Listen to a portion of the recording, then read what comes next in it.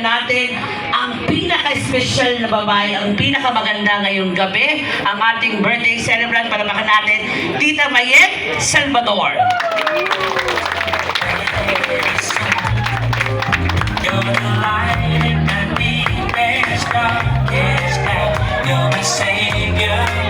Siyempre kasama ng kanyang one and only, si Sir June Salvador.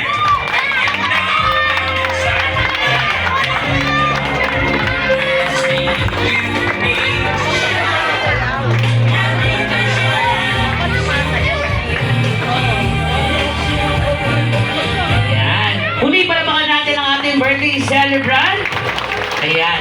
Para formal na natin buksan ang ating programa sa kanyang pagdiriwang ng kanyang kaarawan ngayong gabi. Ang lahat po ay nanyang magsitayo para sa ating panalangin na pamumunuan po ni Ma'am Irma Agustines.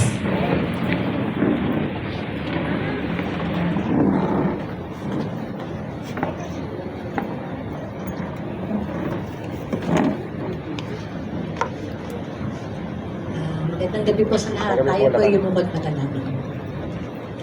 Heavenly Father, on this special day, we come before you with heart full of gratitude for the gift of light and the celebration of another year. We thank you for all the blessings, experiences, and growth that have marked this journey. We ask for your continued guidance and protection in the year ahead.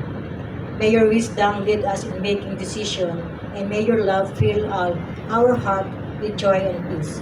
Help us to grow in faith, love, and kindness, reflecting your light in everything we do. Bless this birthday with moments of happiness, surrounded by loved ones, and filled with your grace.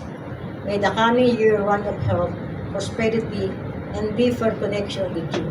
Thank you, Father God. In Jesus' name we pray. Amen. Amen.